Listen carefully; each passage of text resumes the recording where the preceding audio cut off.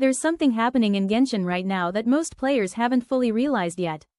For years, there's been a quiet rumor inside the community about a hidden, endgame-level location tied directly to the sustainer of heavenly principles, the mysterious god we saw at the very start of the game. Most people brushed it off as old leak noise. But now, new information is lining up in a way that's hard to ignore.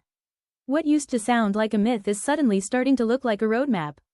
And if this is real, we're not talking about a small expansion. We're talking about a map that could completely change the scale of Genshin Impact. Right now, credible leaks are pointing towards something major tied to the ending of the Nod Cry storyline.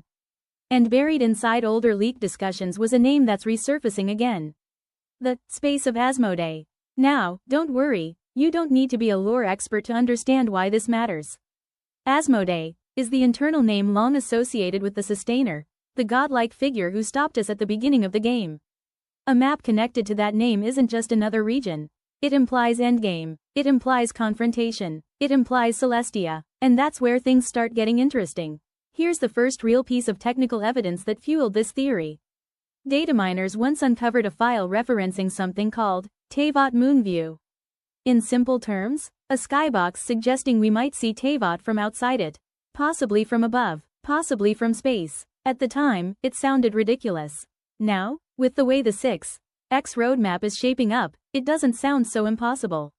Because look at what's happening. Dornman Port is arriving. Hyperborea is following. The Nod Cry arc is escalating towards something much bigger. The pacing feels deliberate, and when a story arc starts climbing towards Celestia, it usually doesn't stop halfway. But here's the real turning point. Some of the wild leaks from that same era are quietly becoming real. There were rumors about new reaction systems. Those sounded fake. Now we've seen experimental mechanics introduced. There were rumors about characters reworking older reactions. Now we have credible banner roadmaps suggesting exactly that. Piece by piece, the old fantasy roadmap is lining up. And that's why this map theory suddenly feels less like fanfiction and more like delayed content. Now let's address the biggest debate in the community right now. If this Space of Asmoday exists, what is it actually going to be? There are two major possibilities. The first option, a permanent celestial region. A full, explorable divine realm. New puzzles, new resources, maybe even a city among the stars. Something that permanently expands the world map. That would be massive. But there's another possibility, and this one might make even more sense. A story domain. A one-time, cinematic, endgame boss arena designed specifically for the final confrontation with the Sustainer.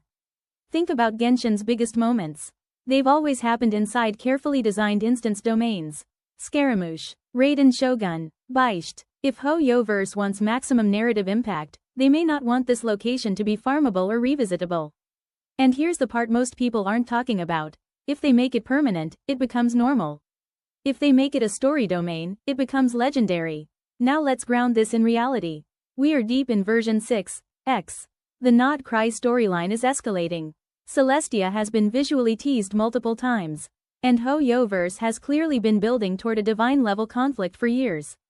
So whether it's called Space of Asmoday or something else entirely, the trajectory is obvious. We are heading upward, not just geographically, narratively. And here's the final thought. If this map really does exist, it won't just be about exploration. It will answer questions that have existed since launch. Who truly controls Teyvat? What are the heavenly principles actually sustaining? And what happens when we challenge them? This isn't just about a new region. It's about the final layer of the world being peeled back. So now I want to know where you stand. If this celestial map is coming, do you want a permanent divine world you can explore forever? Or a focused, unforgettable boss arena that delivers the most cinematic fight in Genshin history? Drop your take below, because whether permanent or temporary, one thing feels certain. The next stage of Genshin isn't horizontal expansion anymore. It's vertical, and we might finally be climbing toward the throne itself. If this breakdown helped you see the bigger picture, make sure you're subscribed. We're going to be tracking every development on this as 6.x unfolds. Because if this map is real, it won't be subtle when it arrives. And you won't want to miss it.